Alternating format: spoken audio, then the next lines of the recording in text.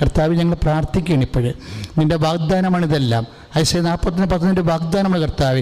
ഈ നിൻ്റെ വിജയകരം പാപത്തെ ജയിച്ച് ജീവനെ പുനരുദ്ധരിച്ച് സാത്താനെ തച്ചുടച്ചതിൻ്റെ വിജയം വലതുകരം ഇപ്പോൾ കർത്താവ് ഞങ്ങളുടെ ജീവിതത്തിൻ്റെ മേൽ നീട്ടണമെന്ന് പ്രാർത്ഥിക്കുന്നു.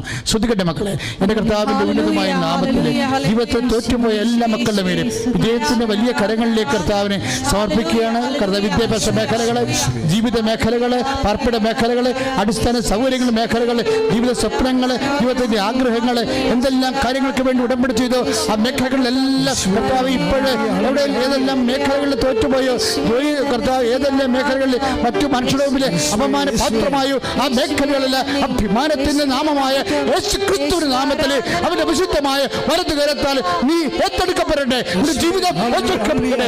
നീ വിജയിക്കട്ടെ.